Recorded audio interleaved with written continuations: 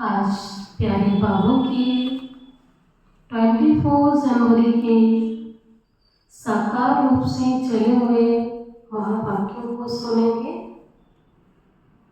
मीठे बच्चे,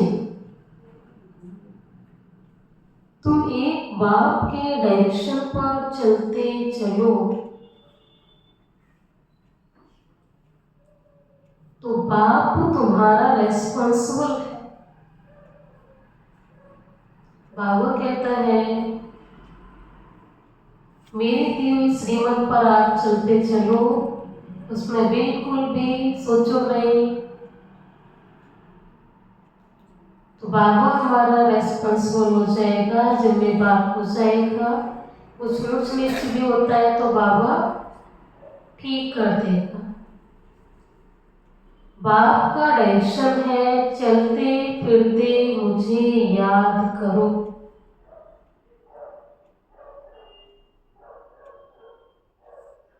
पहला बाबा ने कहा डायरेक्शन पर चलो, तो बाबा रेस्पॉन्सिबल है। डायरेक्शन क्या मिला हुआ है? चलते फिरते मुझे याद करो, अर्थात कर्म योगी बनकर कर्म करो। आज की मुरली से प्रश्न है, जो अच्छे गुणवान बच्चे हैं उनकी मुख्य निशानियां क्या होंगी? हाँ जी, कौन से बच्चे बैठे हैं बाबा के? बाबा ने कहा अच्छे गुणवान बच्चे हैं, उनकी मुख्य निशानियां क्या होंगी? वह कांटों को फूल बनाने की अच्छी सेवा करेंगे। कल बाबा ने कहा जो ब्राह्मण था सेवा करने वाले, जो सेवा में लगे रहते वही ब्राह्मण है, इनके साथ में सच्ची गीता है। तो अब आज भी यही कह रहे, वह बच्चे कांटों को फूल बनाने की सेवा करेंगे, किसी को भी कांटा नहीं लगाएंगे, कभी भी आपस में लड़ेंगे नहीं, किसी को भी दुख नहीं देंगे। दुख देना भी कांटा लगाना है। तो सुनी गुणवान और अच्छे बच्चों की निशानियां, अच्छी सेवा करेंगे, किसको कांटा नहीं लगाएंगे, आपस में लड़ेंगे नहीं, किसी को भी दुख नहीं देंगे, क्योंकि दुख देना भी कांटा लगाना है। आज की मुरली में गीत बजा, यह वक्त जा रहा है आगे, यह वक्त जा रहा है, याद कब करोगे, है ना? ओम शांति। मीठे मीठे सिक्की लदे रूहानी बच्चों ने नंबरवार पुरुषार्थ अनुसार इस गीत का अर्थ समझा। कोई तो इस गीत को इस भांति समझेगा कि वक्त जा रहा है तो जरूर सवेरा जल्दी आएगा। कोई इस रीति से सोचेगा कि समय जल्दी जल्दी जा रहा है तो मुझे भी जल्दी जल्दी पुरुषार्थ करना है, क्योंकि एक शब्द का अर्थ अनेक मत है, अनेक प्रकार से समझते हैं। इसलिए बाप कहते हैं बच्चे नंबरवार हैं, क्योंकि कोई तो फर्स्ट ग्रेड में समझते हैं, कोई सेकेंड ग्रेड में, कोई तो थर्ड ग्रेड में। समझ भी हर एक की अपनी अपनी है, ऐसी बात है, या सब एक जैसा समझते हैं? निश्चय बुद्धि भी हर एक, बाबा कहता निश्चय बुद्धि भी हर एक की अपनी है, कि जितनी जितनी हमने बाबा की बात को समझा है उतना ही हमने निश्चय किया। जब समझ में हमने नंबरवार समझा है तो निश्चय भी कैसा हो गया? नंबरवार हो गया। तो बाप समझाते रहते हैं ऐसा ही हमेशा समझो। हाँ जी, कैसा समझो? हमेशा शिव बाबा इन द्वारा हमको डायरेक्शन देते हैं, क्योंकि आज की मूल्य विशेष ये लहर कि तुम एक बार के डायरेक्शन पर चलते चलो। तुम आधा कल पांचवी डायरेक्शन पर चलते आए हो, अब ऐसे निश्चय करो कि हम ईश्वरीय डायरेक्शन पर चलते हैं। और बाबा ने कहा जो डायरेक्शन पर चलते हैं तो बेड़ा पार हो सकता है। अगर ईश्वरीय डायरेक्शन न समझ मनुष्य का डायरेक्शन समझा तो मुझ पड़ेंगे। बाबा रोज मुरलिया में कोई ना कोई ऐसी पॉइंट सुनाता है कि कौन पढ़ा रहा है आपको। कल की मुरली में भी था, कौन पढ़ा रहा है। आज बाबा कहते हैं किसका डायरेक्शन, हमेशा समझो किसका डायरेक्शन मिला हुआ हमें।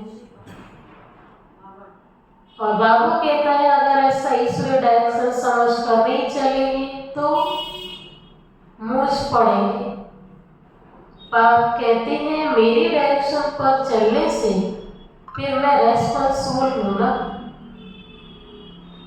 इन द्वारा जो कुछ होता है उनकी एक्टिविटी का भी मैं ही रेस्पॉन्सिबल हूं। अर्थात परमात्मा ने इसको भी निमित्त बनाया है, बाबा कहता उसका मैं जिम्मेवार, उसको हम राइट करेंगे। कौन कह रहा है? बाबा कह रहे तुम सिर्फ हमारे डायरेक्शन पर चलो, जो अच्छी रीति याद करेंगे वही डायरेक्शन पर चलेंगे। कदम कदम ईश्वरीय डायरेक्शन समझ चलेंगे तो कभी घाटा नहीं होगा। तो ईश्वरीय डायरेक्शन की हम विशेषताएं माइंड में नोट करते जाएंगे। बाबा के डायरेक्शन पर चलेंगे तो कभी मूंझेंगे नहीं, बाबा के डायरेक्शन पर चलेंगे तो कभी घाटा नहीं होगा। बाबा के डायरेक्शन पर चलेंगे तो रेस्पॉन्सिबल कौन होगा? बाबा होगा। निश्चय में ही विजय है। बहुत बच्चे इन बातों को समझते नहीं हैं। थोड़ा ज्ञान आने से देर माना जाता है। योग बहुत ही कम है। ज्ञान तो है हिस्ट्री ज्योग्राफी को जानना, यह तो समझ है, और योग है अनुभव। यहां भी मनुष्य कितनी साइंस आदि पढ़ते हैं, कहां पर? इस दुनिया में। यह पढ़ाई तो इजी है, बाकी मेहनत तो योग की है। कोई कहे बाबा हम योग में बहुत मस्त रहते हैं, बाबा मानेगा नहीं। बाबा हरेक की एक्ट को देखते हैं। देखता है बाबा। अव्यक्त महावाक्य है, बाबा के पास भी बच्चों का क्या चलता है? टीवी चलता है ना?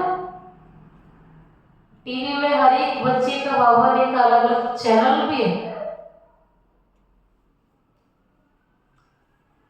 बाबा हर एक की एक्ट को देखते हैं। एक बार बाबा ने कहा, बाबा ने हर बच्चे की 3-3 भंडारियां रखी हुई हैं। ये भी अव्यक्त महावाक्य है।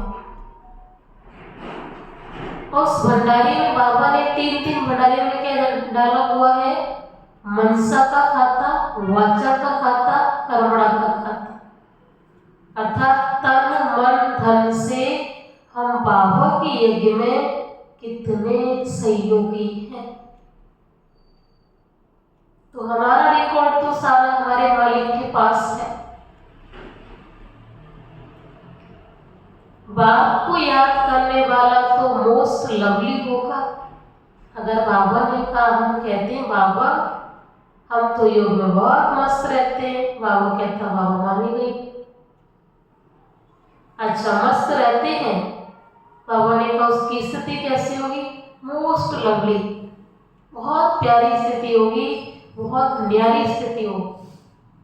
कि बाबा प्यार का सागर है, हम एवरी टाइम से कनेक्ट हैं, तो हमारी स्थिति तो नजर आएगी ना? नहीं आएगी। याद नहीं करते इसलिए ही उल्टा सुल्टा काम होता है। बाबा ने बोला है, याद कर रहे हैं, मस्त हैं, सारा टाइम कर रहे हैं, तो स्थिति हमारी मोस्ट लवली वाली बन जाएगी और कार्य भी कैसे होंगे? कैसे होंगे? उल्टे सीधे। बाबा ने कहा वह है कर्म की भी हमें, जो संडे की मूल्य में था कि चारों ही सब्जेक्ट में अनुभवों की अनुभव करना है, अनुभूति करना है, योगिक अवस्था में होकर के चारों सब्जेक्ट हमारे होने चाहिए। चारों ही सब्जेक्ट में अनुभवी मूर्त बनना है। तो कर्म के लिए बाबा ने कहा था कि मनसा वाचा कर्मणा, कर्म योगी होकर के कर्म करना है। जो बाबा ने कहा कि ज्ञानी का हर कर्म कैसा होगा? लाइट वाला होगा, माइट वाला होगा। तो बाबा कहता याद नहीं करते इसलिए उल्टा सुल्टा काम होता है। बहुत रात दिन का फर्क है। अभी तुम इस सीढ़ी के चित्र पर भी अच्छी रीति समझा सकते हो। इस समय है कांटों का जंगल, यह बगीचा नहीं है।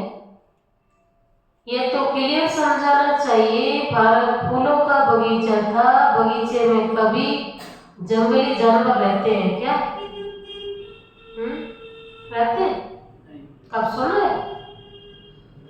जंगली जानवर कहाँ रहते हैं? बाय मिस्टेक बाहर भी आ जाए शहर में तो फॉरेस्ट टीम को बुला करके उसको वहां का वहां छुड़वाएंगे।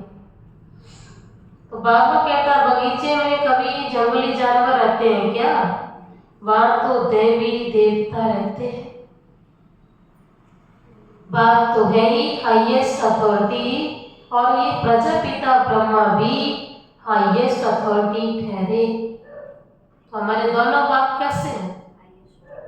Highest authority. ये दादा है सबसे बड़ी अथॉरिटी, शिव और प्रजापिता ब्रह्मा। आत्माएं हैं शिव बाबा के बच्चे, और फिर साकार में हम भाई बहन सब हैं प्रजापिता ब्रह्मा के बच्चे। यह है सबका ग्रेट ग्रेट ग्रैंडफादर। ऐसे हाईएस्ट अथॉरिटी के लिए हमको मकान चाहिए। ऐसे तुम लिखो, फिर देखो बुद्धि में कुछ आता है। शिव बाबा और प्रजापिता ब्रह्मा आत्मा का बाप और सब मनुष्य मात्र का बाप। ये पॉइंट बहुत अच्छी समझाने की है, परंतु बच्चे पूरी रीति समझाते नहीं, भूल जाते हैं। ज्ञान की मगरूरी चढ़ जाती है।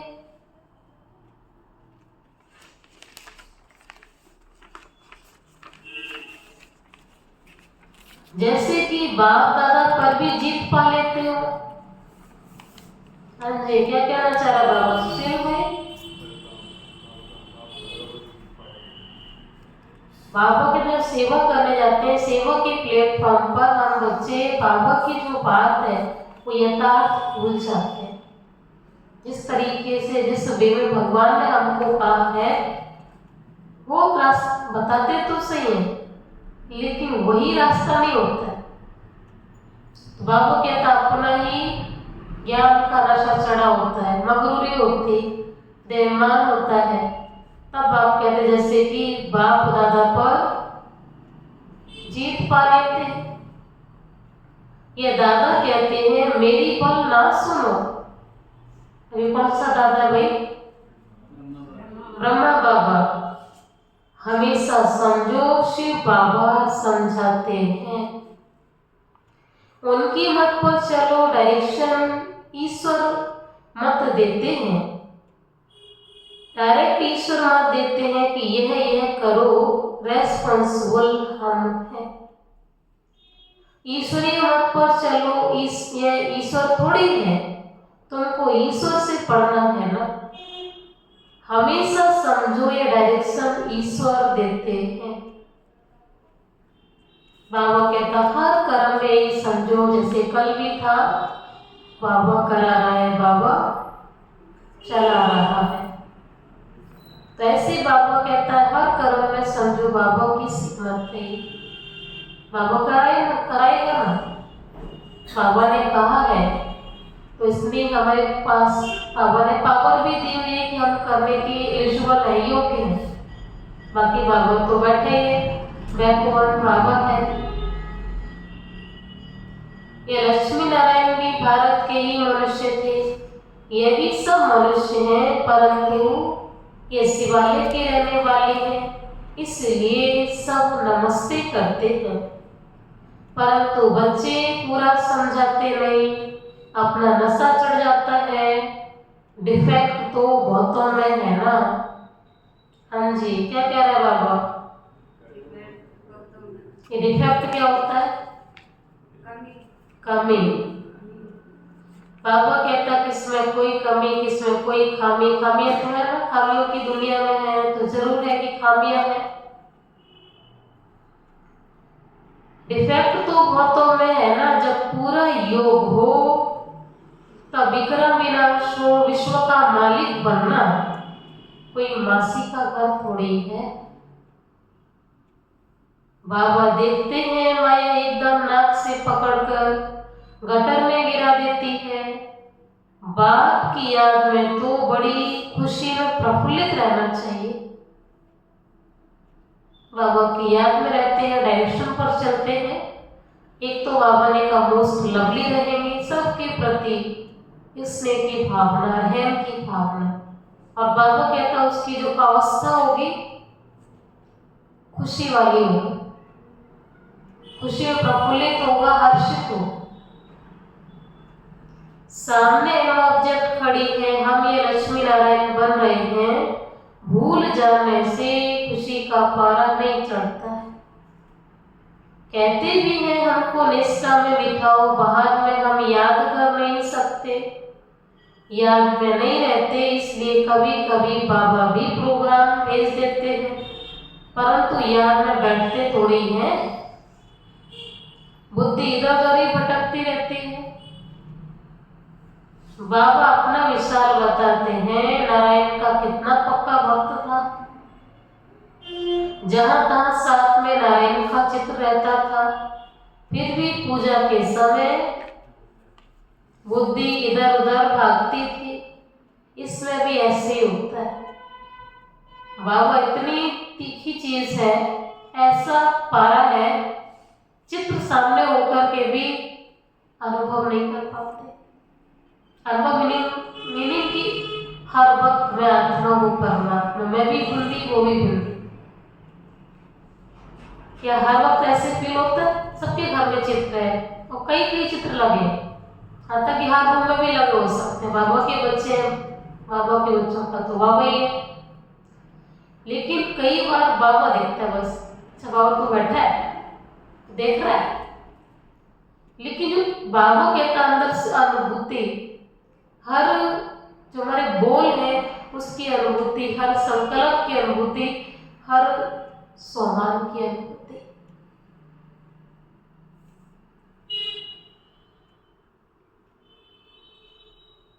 हमेशा बाबा हमेशा कहते हैं याद में रहो, चलते फिरते बाप को याद करो, परंतु कई कहते हैं बहन निष्ठा करावे, निष्ठा का तो कोई अर्थ ही नहीं है। बाबा हमेशा कहते हैं याद में रहो। कई बच्चे निष्ठा में बैठे बैठे ध्यान में भी चले जाते हैं, न ज्ञान न याद रहती है, या तो फिर झुटके खाने लग पड़ते हैं। बहुतों को आदत पड़ गई है। बाबा कहता कई हमारे ऐसे भी बच्चे हैं, उनको लगता है कि कोई योग कराए तो मैं करूं। बाकी तो ध्यान में चले जाते हैं। बाबा कहता ध्यान में ना योग होता है और ना ही ज्ञान की अवस्था है। फिर क्या होता है, चुटके खाने लग पड़ते हैं। बहुतों को तो आदत पड़ गई है, यह तो अल्पकाल की शांति हो गई है। गोया बाकी सारा दिन अशांति रहती है।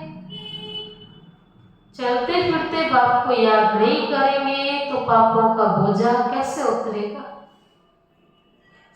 आधा कल्प का बोझा है, इसमें भी बड़ी मेहनत है। अपने को आत्मा समझो और बाप को याद करो। भल बाबा को बहुत बच्चे लिख भेजते हैं, इतना समय याद में रहा, परंतु याद रहती नहीं। चार्ट को समझते ही नहीं। बाबा बेहद का बाप है, पतित पावन है, तो खुशी में रहना चाहिए। ऐसे नहीं हम तो शिव बाबा के हैं ना, ऐसे तो सभी कह देते हैं हम भी तो शिव बाबा के बच्चे। ऐसे भी बहुत है, समझते हम तो बाबा के हैं लेकिन याद बिल्कुल नहीं करते। आज बाबा हमारा चार्ट खोल के बैठा, रजिस्टर खोल के बैठा। अब जिसके अंदर जो वाली डिफेक्ट है वो अपनी अपनी खुद से चेक करेगा और खुद से निकालेगा। अब बाबा ये नहीं करेंगे सारी ही कमियां एक ही बच्चे में, सबके अलग अलग है। क्योंकि टीचर पढ़ रहा है उसका तो फोकस सारे स्टूडेंट पर होगा ना। ऐसे तो नहीं एक सोरा उसी पर अटेंशन देगा, या ये कुछ और दूसरा सब्जेक्ट पढ़ रहा दूसरा उस पर अटेंशन नहीं दे। तो बाबा कहते हैं देखो ऐसे भी बहुत हैं, समझते हम तो शिव बाबा के हैं लेकिन याद बिल्कुल नहीं करते। अगर याद करते होते तो फिर पहले नंबर में जाना चाहिए। किसको समझाने की भी बड़ी अच्छी बुद्धि चाहिए। हम तो भारत की महिमा करते हैं, नई दुनिया में आए रहने, नई दुनिया में आदि सनातन देवी देवताओं का राज्य था। अभी पुरानी दुनिया आयरन एज, वह सुख धाम या दुख धाम है। भारत गोल्डन एज था तो इन देवी देवताओं का राज्य था। कहते हम कैसे समझे कि इनका राज्य था। ये नॉलेज बड़ी वंडरफुल है, जिसकी तकदीर में जो है, जितना जो पुरुषार्थ करते हैं वह देखने में तो आता है ना।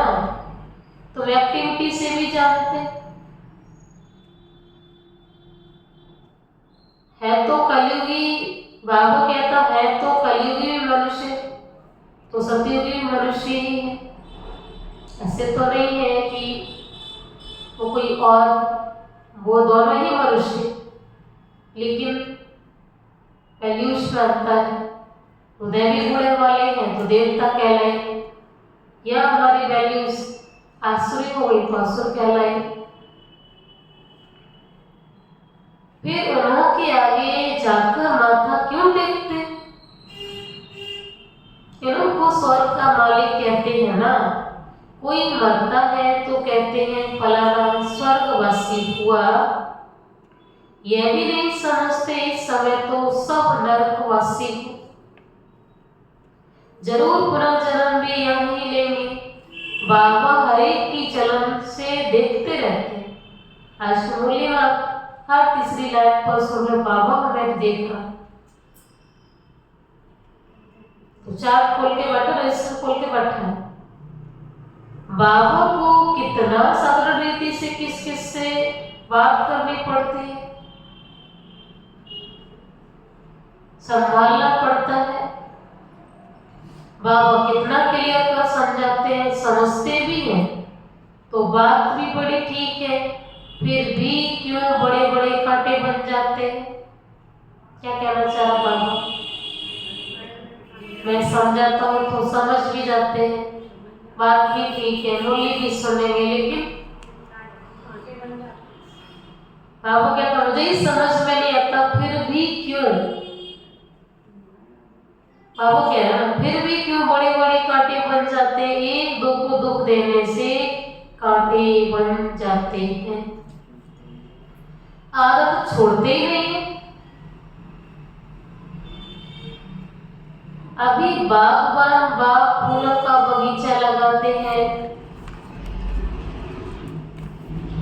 कांटों को फूल बनाते रहते हैं ना। उनका धंधा ये है, जो खुद ही कांटा होगा तो फूल कैसे बनाएगा। फूल बनाएगा कांटा। मीठे मीठे सिकीरदे बच्चों प्रति माता पिता बाप दादा का याद प्यार और गुड मॉर्निंग। रूहानी बाप की रूहानी बच्चों को नमस्ते। हम रूहानी बच्चों की रूहानी माता पिता बाप दादा को याद प्यार गुड मॉर्निंग और नमस्ते नमस्ते नमस्ते। शुक्रिया बाबा, शुक्रिया बाबा, शुक्रिया। हाँ जी, अभी क्या सुनेंगे? आज प्यारे बाबा की मुरली में नाइट क्लास भी आई हुई है। इसकी ओरिजिनल डेट है 18 मार्च 68। आज सबकी मुरली है। तुमको वास्तव में शास्त्रों पर वाद विवाद करने की दरकार नहीं है। मूल बात तो है ही याद की और सृष्टि के आदि मध्य अंत को समझना। सृष्टि चक्रवर्ती राजा बनना। तो बाबा ने विशेष, बाबा कहता किसी से भी आपको वाद विवाद आर्ग्यूमेंट करने की जरूरत नहीं है। हमारी तो एक ही मूल बात है, बाबा को याद करो, सृष्टि के आदि मध्य अंत को जानो। जो कल की मुरली की मुख्य दो बातें थी। चक्रवर्ती राजा बनना है, इस चक्र को ही सिर्फ समझना है। इसका ही गायन है। हाँ जी, कौन सा गायन? सेकंड में जीवन मुक्ति। तुम बच्चों को बंडा लगता होगा, आधा काल भक्ति चलती है, ज्ञान रिंचक भी नहीं है। ज्ञान है ही बाप के पास, बाप द्वारा ही जानना है। ये बाप कितना अनकॉमन है। इसलिए फोटो में कोई निकलते हैं, मैं टीचर्स ऐसे थोड़ी कहेंगे। ये तो कहते हैं मैं ही बाप टीचर गुरु हूँ। तो मनुष्य सुनकर बंडल खाएंगे, बाप